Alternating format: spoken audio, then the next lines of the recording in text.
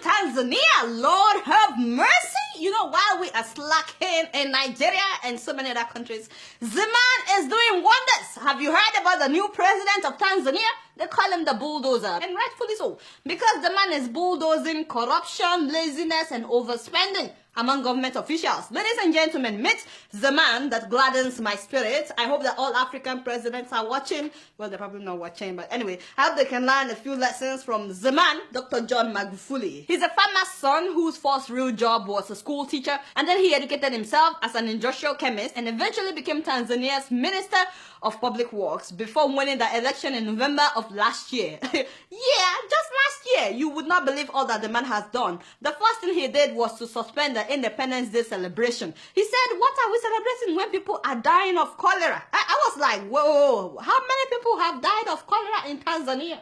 74? 74 people? How many people have died in Nigeria? My father and my God. Thousands of people. Boko Haram has killed thousands of people in Nigeria, and we did not suspend any party or ceremony. Even our new president was in Ogun State, you know, celebrating in Ogun State after the incident that happened in Dalori. Meanwhile, a president cancelled Independence Day celebration because like 70-something people were killed by cholera. So they were supposed to spend 4 billion Tanzanian shillings on that ceremony. But Magufuli said, no.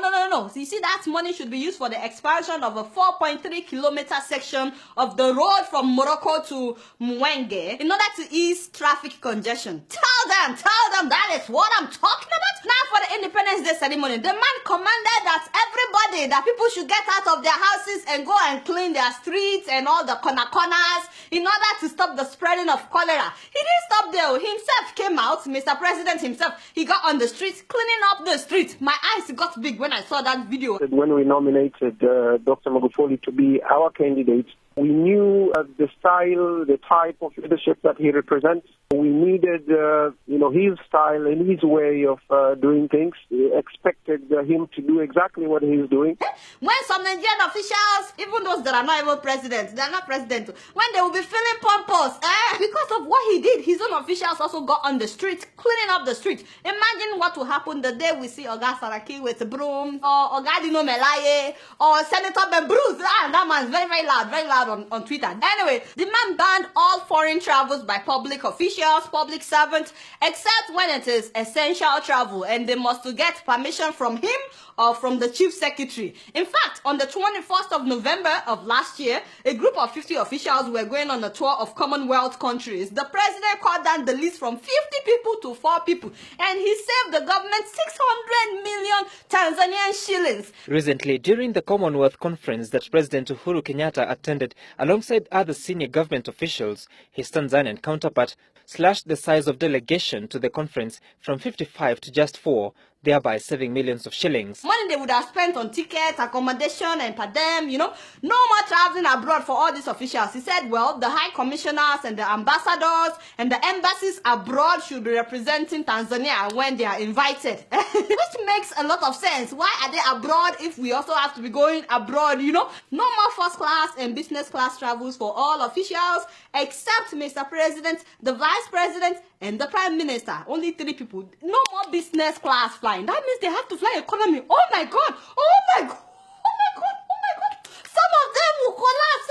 Reminds me of Thomas Sankara of Burkina Faso. No be so? Yes, that's what I'm talking about. The man has cancelled all meetings, no more workshops and conferences by government officials and public servants inside fancy hotels. He said no more inside fancy hotels. He said that every ministry has ministerial boardrooms. No be so? Use that one for your meetings. And that is what they are now doing.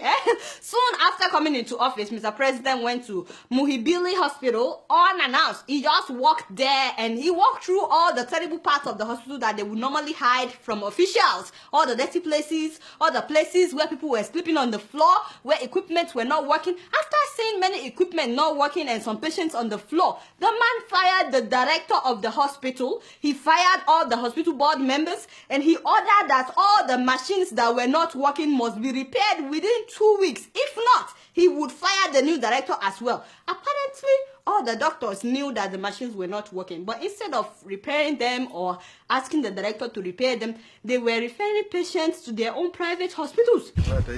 Sasa wewe ipi MRI inayofanya kazi ni iko wapi? Hospitali zote za private zinafanya kazi. Kwa hiyo za private zote zinafanya kazi. CT scan za hospitali za private zote zinafanya kazi.